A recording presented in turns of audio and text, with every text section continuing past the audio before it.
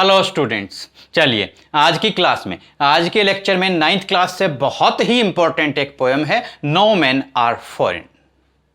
कोई भी आदमी विदेशी नहीं है, कोई भी आदमी स्ट्रेंज मीन्स स्ट्रेंजर नहीं है, अजनबी नहीं है। इस पोएम को जेम्स क्रिकप ने लिखा है। जेम्स क्रिकप एक ब्रिटिश पोएट हैं, ट्रांसलेटर हैं और ट्रैवल राइटर हैं। उनको लिटरेचर के फील्ड में प्रोलिफिक राइटर भी कहा जाता है। Prolific writer in the field of literature is a person who develops, who creates, who produces too much, जो बहुत सारी रचनाओं का निर्माण करता है, जो साहित्य के क्षेत्र में बहुत सारी रचनाएं देता है। मेनली जो जेम्स क्रिकप की थीम्स रहती हैं वो है यूनिटी, वननेस एंड यूनिवर्सलिटी, यानी कि सार्वभौमिकता और एकता, अखंडता। इन टॉपिक्स से रिलेटेड वो अपनी पोएम्स लिखते हैं। स्टूडेंट्स, जब हम ये पोएम स्टार्ट करते हैं, कुछ स्टूडेंट्स ऐसे होते हैं जो किसी भी पोएम या किसी भी लेसन के क्वेश्चंस को प्रिपेयर करने में बड़ा हेजिटेट करते हैं, उन्हें बड़ी प्रॉब्लम आती है। ऐसे स्टूडेंट्स के लिए कि वो कहें वो कुछ स्पेसिफिक टीचर्स से, अपने टीचर्स से बस उनके मन में एक ही बात आती है कि काश कोई हमें ये बतला पाए, काश कोई हमें ये सिखला दे कि हम इतना तो सिखला दें कि हम कुछ तो लिख पाएं। तो बेसिकली ऐसे स्टूडेंट्स का मैं ध्यान यहाँ अट्रैक्ट करना चाहूँगा कि देखिए, remember no man are strange. यहाँ क्या है? No man are strange, no countries foreign. और यहां लास्ट लाइन क्या है? Remember no man are strange, last line remember no man are foreign. और यहां क्या है? नो कंट्रीज फॉरेन, और यहां क्या है? No countries strange. फॉरेन और स्ट्रेंज, अजनबी। तो आपने ये केवल एक लाइन लर्न कर ली, एक बार यहां फॉरेन लगा दिया और दूसरी बार यहां स्ट्रेंज लगा दिया। आपकी ये 2 लाइंस जो है बगैर ज्यादा किसी मेहनत के प्रिपेयर हो जाएंगी, और ये बेसिक लाइंस हैं इस पोएम के रिलेटेड। देखिए, अब हम स्टेंजा वाइज इस पोएम को स्टडी करते हैं, रीड करते हैं। रिमेंबर, पोएट कहते हैं, फर्स्ट स्टेंजा पे ही आप अभी कॉन्सेंट्रेट करेंगे। Remember no man are strange, no countries foreign.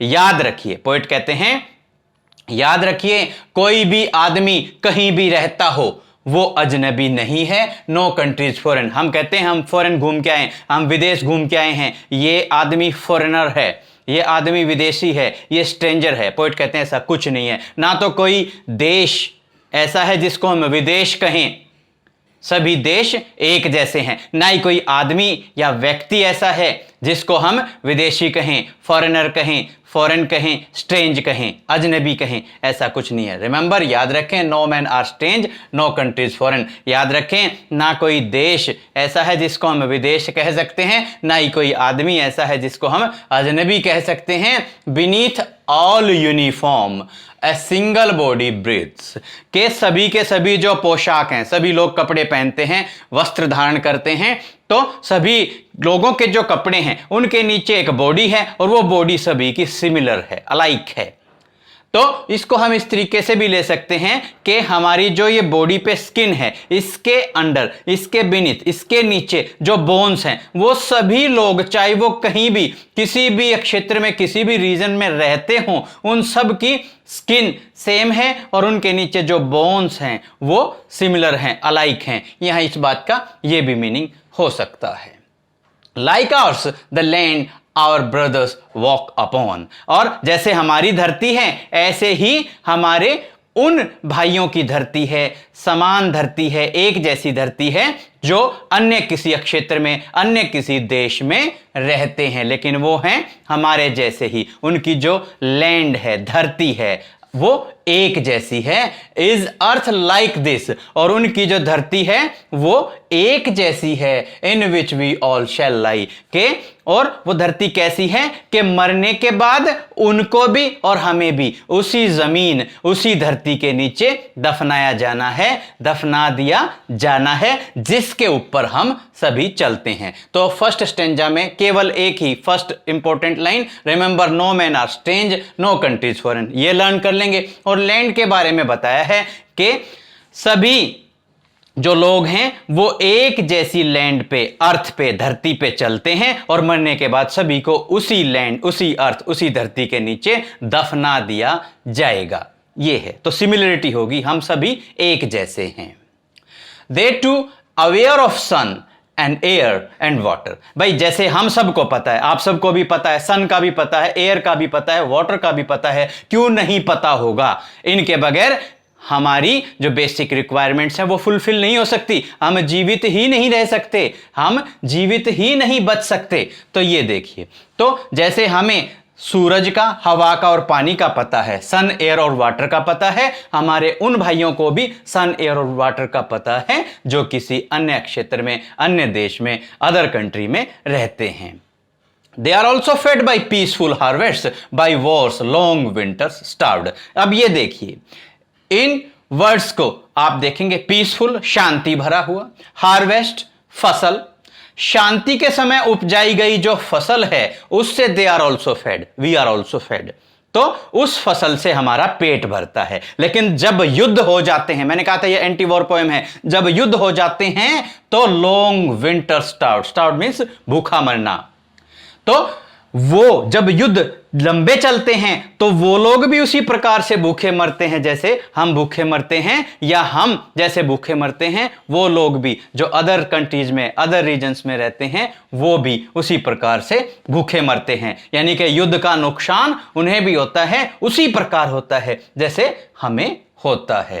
तो हमें आपसी भाईचारा बना के रखना चाहिए, हमें आपस में मिलजुल कर रहना चाहिए। ये बात पोएट यहां पर समझाने की कोशिश सेकंड स्टैंजा में कर रहे हैं। देयर हैंड्स आर आवर्स, और जैसे हमारे हाथ हैं ऐसे ही हमारे उन भाइयों के भी हाथ हैं। And in their lines we read a labour not different from our own, और उनकी जो लाइन्स हैं, हाथों के ऊपर जो लकीरें हैं, और उनकी जो लाइव्स हैं, उनकी जो जिंदगियां हैं, उनके अंदर हमें उसी प्रकार की मेहनत दिखाई देती है जितनी जीवित रहने के लिए हमें मेहनत करनी पड़ती है।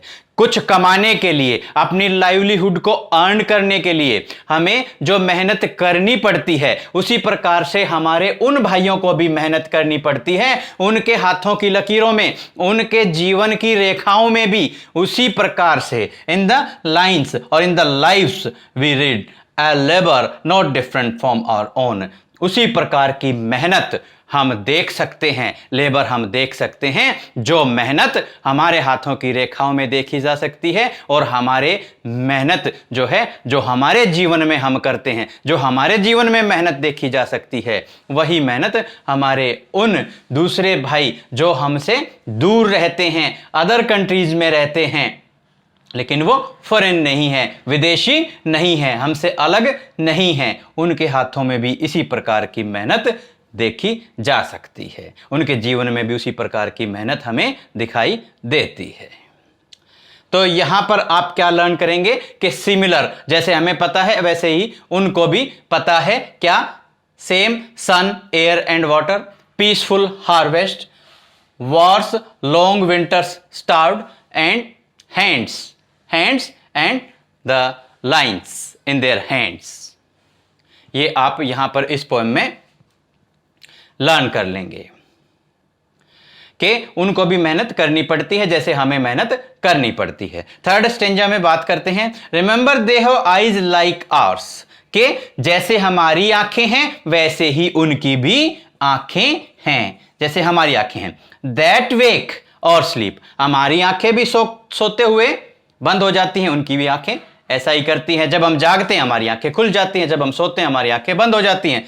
एंड स्ट्रेंथ, और जैसी स्ट्रेंथ, जैसी ताकत हमारे अंदर है, वैसी ही ताकत हमारे उन भाइयों के अंदर भी है जो अदर कंट्रीज में रहते हैं। और ये जो स्ट्रेंथ है इसको जीता जा सकता है, इस पर विजय पाई जा सकती है। Only love can win that strength, के केवल जो प्यार है वो हम कहते हैं that can be won by love, कि ये जो स्ट्रेंथ है, ये जो ताकत है, ये प्यार से जीती जा सकती है। In every land is common life that all can recognise and understand. एक बात समझ लेने की जरूरत है, एक बहुत ही बेसिक बात है, एक बहुत ही जरूरी बात है कि हर एक लैंड के ऊपर, हर एक अर्थ, हर एक धरती, हर एक जमीन के ऊपर सेम लाइफ है, कॉमन लाइफ है, एक जैसा जीवन है जो हर कोई आदमी रिकॉग्नाइज कर सकता है, पहचान सकता है, और हर एक आदमी उस जीवन को अंडरस्टैंड कर सकता है,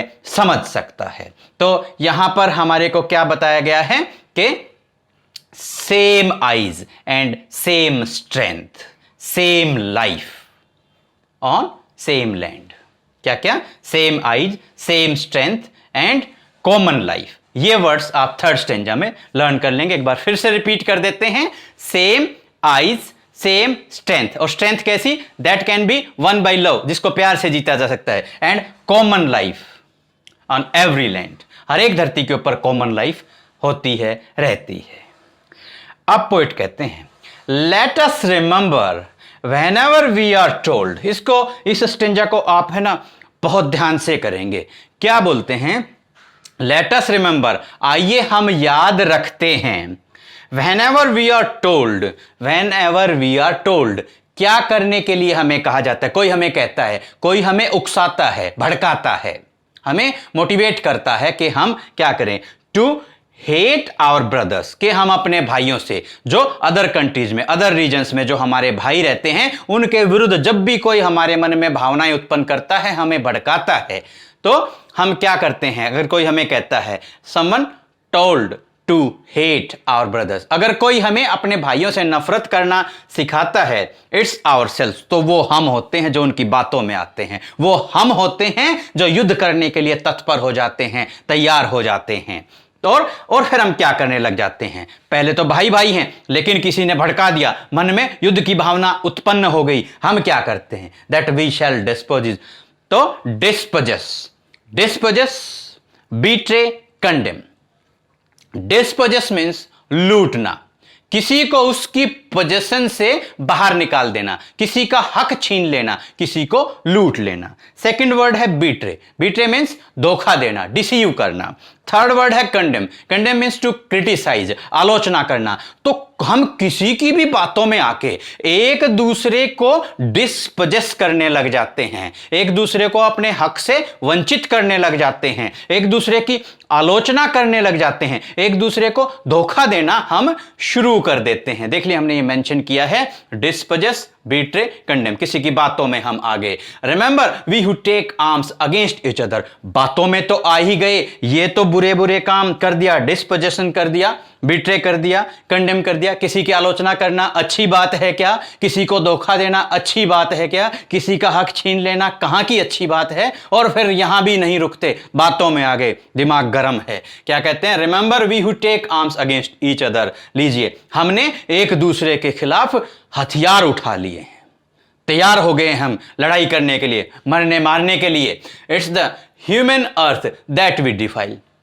अब धरती है, धरती पर ही तो ये सारे के सारा विध्वंस होगा, विनाश होगा, युद्ध होंगे, एक दूसरे के साथ लड़ाई होगी, लोग मरेंगे, जीवन समाप्त होंगे, विनाश होगा। Defile means to pollute. अब धरती है, धरती तो इनोसेंट है भाई, मासूम है। धरती के ऊपर अगर ये इस तरह से गलत काम होंगे तो धरती क्या होगी? पोल्यूटेड होगी। वो हम हैं, हम ही लोग हैं, ह्यूमन बींग्स हैं जो इस धरती को पोल्यूट करते हैं, प्रदूषित करते हैं। हम टेक आर्म्स, एक दूसरे के खिलाफ हमने हथियार उठा लिए और इस धरती को पोल्यूट कर दिया। यहां भी नहीं रुके। और hells of fire and dust, hells of fire and dust. देखिए, युद्ध भड़कता है तो फायर, वहां पर आगजनी होती है, और डस्ट, धुआं, धूल उड़ती है, तो हेल के जैसा, नरक के जैसा माहौल पैदा हो जाता है। और वो माहौल, वो धूल, वो आग क्या कर देती है? दैट आउटरेज, मतलब डिस्ट्रॉय कर देती है, नष्ट कर देती है अर्थ की इनोसेंस को, धरती की मासूमियत को। धरती कहती है मुझे तो बख्श दो। धरती की मासूमियत को युद्ध के दौरान जो माहौल पैदा होता है, जो फायर है, डस्ट है, वो नष्ट कर देती है। Of air that is everywhere our own. और उस हवा की मासूमियत को, इनोसेंस को भी ये जो फायर है, डस्ट है, वो विनाश कर देती है। यानी कि जो एयर है युद्ध के कारण वो पोल्यूटेड हो जाती है। अगर हम झगड़ा करते हैं तो झगड़े करने के कारण, जो बुरी भावनाओं के कारण हमारी जो धरती है वो डिफाइल हो जाती है, वो पोल्यूटेड हो जाती है। युद्ध भड़कने से धरती जो है डिफाइल मतलब पोल्यूटेड हो जाती है। और अगर युद्ध भड़कते हैं तो उसके दौरान जो आगजनी, फायर और डस्ट जो उड़ते हैं, जो फैलते हैं, उस वजह से इनोसेंस ऑफ एयर वो नष्ट हो जाती है, आउटरेज हो जाती है, यानी कि एयर पोल्यूटेड हो जाती है। और remember, no man are foreign and no country strange. एक बात याद रखना, पोएट कहते हैं, कभी किसी की बातों में मत आना, आपसी भाईचारे को निभाना। क्योंकि केवल एक ही बात है जो इस पोएम में शुरू में कही गई थी, उसी के साथ में पोएट ने इस पोएम को खत्म कर दिया। और हम भी ज्यादा समय नहीं लेंगे, इतना ही आपको कहना चाहेंगे। रिमेंबर, आप भी अपने जीवन में याद रखना, किसी की बातों में नहीं आना, भाईचारा निभाना। Remember, no man are foreign. कोई भी आदमी विदेशी नहीं है और कोई भी कंट्री, कोई भी देश अजनबी नहीं है, सभी अपने हैं। तो स्टूडेंट्स, उम्मीद करते हैं कि आपको ये पोएम अच्छे तरीके से समझ में आई होगी। अगली पोएम में, अगले वीडियो में अगली पोएम के साथ आपसे फिर होगी मुलाकात। Have a nice day. Thank you.